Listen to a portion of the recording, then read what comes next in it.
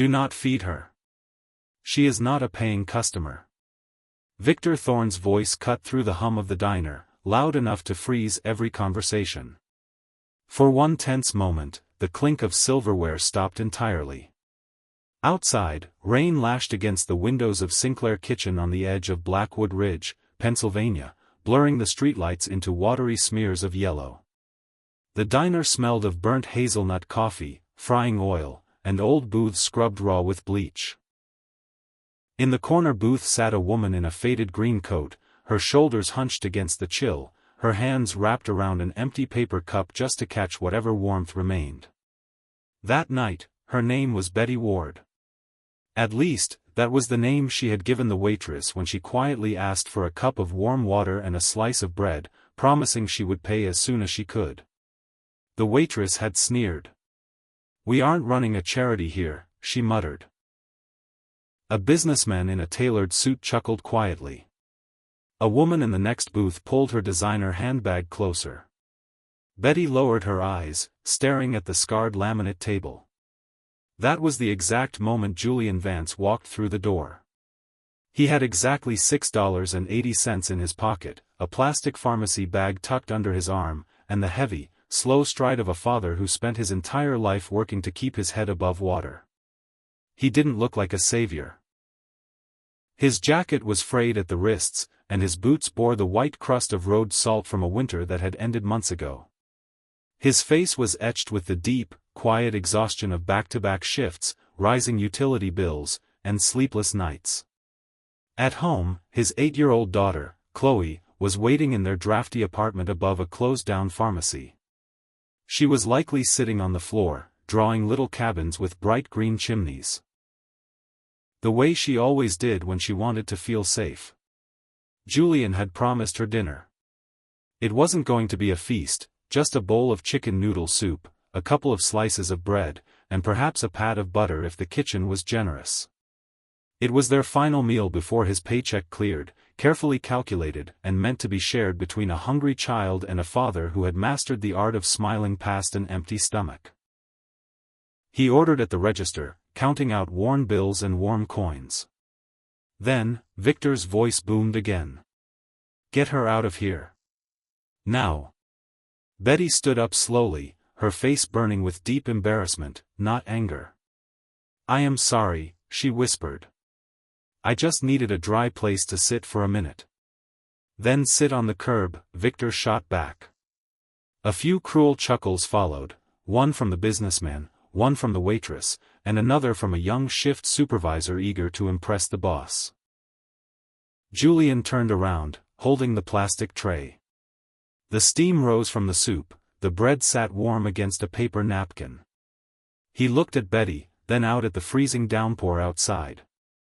Taking a deep breath, the kind a man takes when he knows doing the right thing is going to cost him, he walked over to her booth and set the tray down. "She's a customer tonight," Julian said, his voice quiet but steady. Victor sneered, sizing him up. "And who exactly are you supposed to be?" Julian slid the spoon next to the bowl. "Just a man sharing his dinner." "With whose money?" someone whispered from the counter. Julian heard it. Betty heard it. But Julian simply pulled the paper napkin from beneath the bread, carefully tore one slice in half, folded it, and slipped it into his jacket pocket for Chloe. "Eat it while it's hot," he told Betty gently. She stared up at him as if he had handed her a key to a kingdom. Before we find out what happens next, where are you reading from today? Share your city or country in the comments. If you believe that human dignity should never have a price tag, hit like and subscribe. These stories are written to spark real-world empathy, and we are incredibly grateful you are here. Now, back to Julian Vance. What no one in that diner realized was that the quiet, damp woman they had just degraded was Beatrice Sinclair. She was the chief executive officer of the Sinclair Dining Group, the massive conglomerate that owned every franchise, every logo, and every square foot of the diner they were standing in.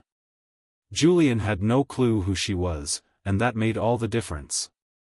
If he had known her signature could close factories, approve multi-million-dollar budgets, and fire executives with a single email, his gesture might have felt calculated. But he knew nothing.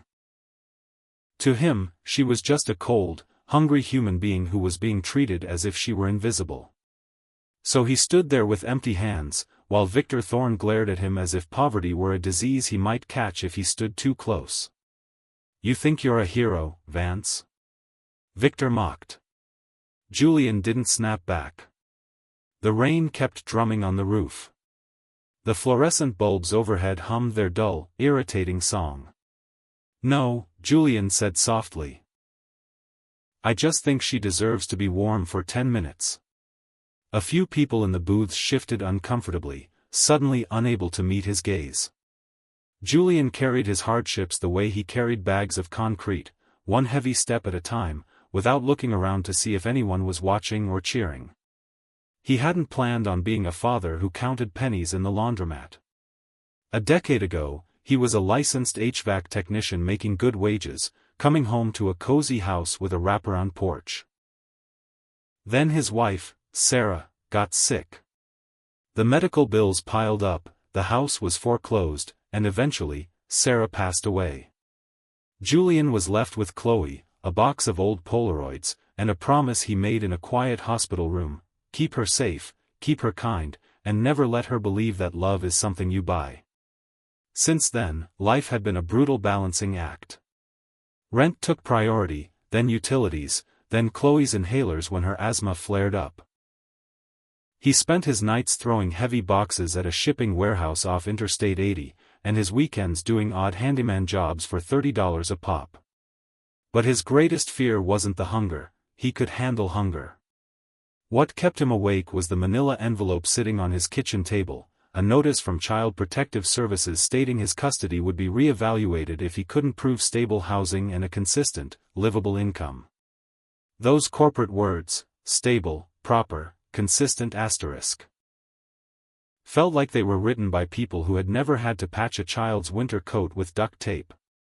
Just that evening, Chloe had looked up at him in her pajamas, holding a crayon drawing of a massive feast. "Daddy, when you get paid, can we get the soup with the star-shaped noodles?" Julian had smiled, hiding the break in his heart.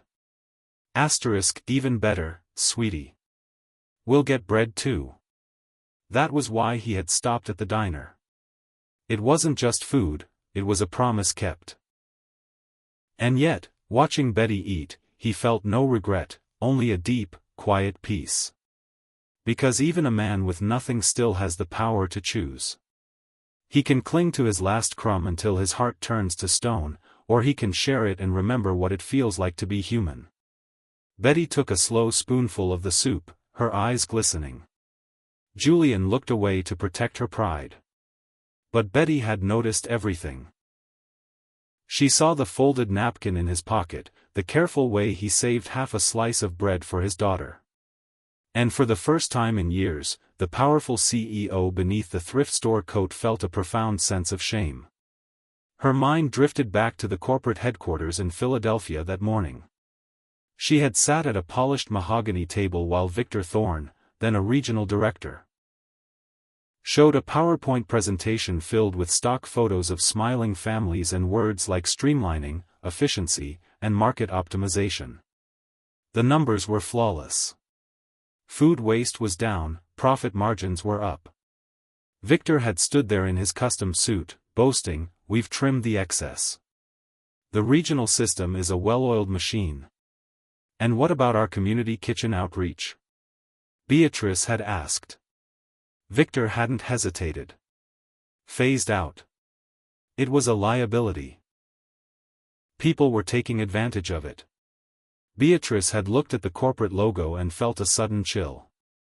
Her late father had founded the company on a simple belief: food is a basic human right, and a restaurant's first duty is hospitality, but after his passing, the board had grown greedy, and men like Victor had replaced mercy with metrics. Then, she had received an anonymous package containing photos of locked dumpsters filled with fresh, unsold bread and a note that read: "They are using your father's name to starve the community. Go to Blackwood Ridge. So, Beatrice had cancelled her meetings, left her phone on her desk, bought a $20 coat, and took a bus into the rain. All day, she had been turned away from her own establishments. One manager told her the restrooms were for paying guests. Another threatened to call security if she didn't move along. Cruelty, she realized, didn't always yell. Sometimes it just smiled politely and locked the door. Back in the diner, Victor took a step closer, his expensive shoes clicking on the damp tile. "You're disrupting my business," he sneered at Julian. "No," Julian replied quietly. "Hunger is what's disruptive. I'm just trying to help her finish her meal." "Do you do this often?" Betty asked softly, her voice trembling. Julian looked down. "Only when someone needs it more than I do." "But what about your daughter?" Julian looked out the window. "I have half a slice of bread. She'll understand." He touched the napkin in his pocket. On the corner was a green crayon star with a crooked, backward C. "She drew that?" Betty asked. Julian's face softened. "She draws stars on things she wants me to keep safe." Victor crossed his arms, losing patience. "Enough of this sob story. Vance, I know who you are. You work the night dock at the Interstate 80 hub.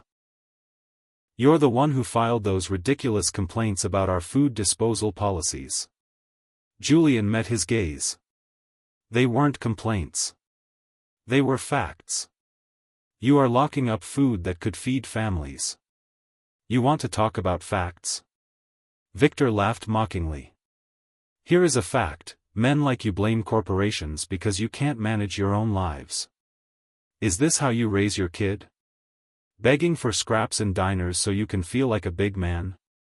The room went dead silent. The waitress looked away. Even the businessman lowered his phone, the cruel amusement draining from his face. "Keep my daughter out of your mouth," Julian said, his voice dropping to a dangerous, icy whisper. "Or what?" Victor smirked. Then, with a casual flick of his hand, he struck the edge of the plastic tray. The bowl flipped. The warm chicken broth splashed violently across the table, dripping down onto the dirty tile and soaking the toe of Julian's worn work boot. No one laughed. The sound of the ceramic bowl spinning on the floor was deafening. Julian looked at the puddle. He looked at Betty, whose eyes were filled with tears of anger. Then, without saying a word, he knelt down, picked up a handful of paper napkins, and began to wipe the floor. "What are you doing?" Victor laughed. "Wiping up your pride?" "No," Julian said, continuing to clean the mess he didn't make. "I'm just making sure the next person who walks through this door doesn't slip." By morning, a heavily edited video of the incident had gone viral. But the clip didn't show Victor knocking the tray. It didn't show Julian's kindness. It started with Julian kneeling on the floor, captioned, *, disgruntled warehouse worker creates a scene at local diner. *. At 6 a.m., Julian's supervisor called. "Julian. I'm sorry, man. Corporate saw the video.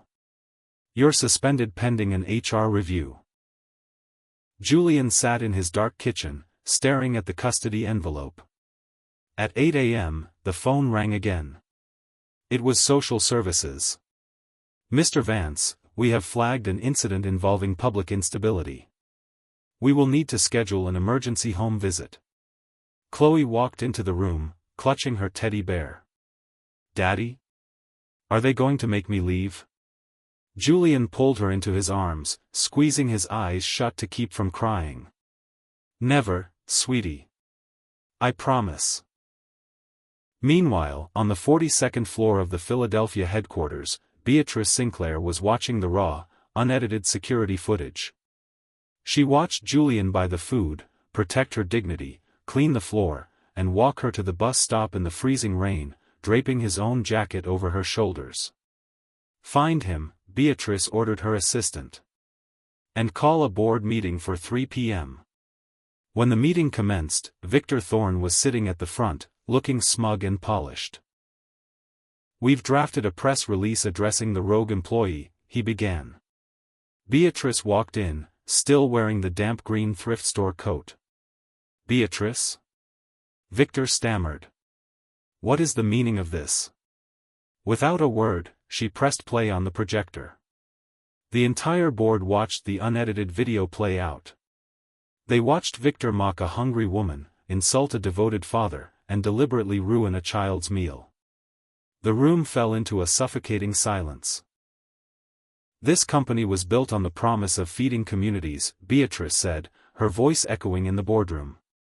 "Victor Thorne, you are terminated, effective immediately.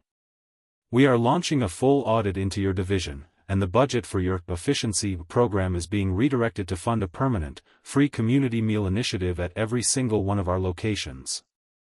She looked at the screen, where the video was paused on a close-up of the napkin with the green crayon star. "And get a public apology ready for Julian Vance. A new beginning." At 5 p.m., a knock sounded on Julian's apartment door. He opened it to find Beatrice Sinclair standing in the hallway, no disguise, just a warm smile and a heavy box of fresh food. "Betty?" Julian asked, bewildered. "My name is Beatrice," she said gently, handing him a folder. Inside was a formal, written apology from the board, a reinstatement letter with full back pay, and an offer for a newly created position, Regional Director of Community Outreach, complete with a salary that would make any social services evaluation a breeze.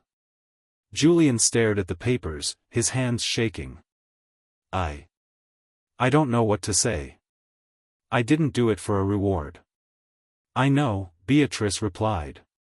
"And that is exactly why you are the only man for the job."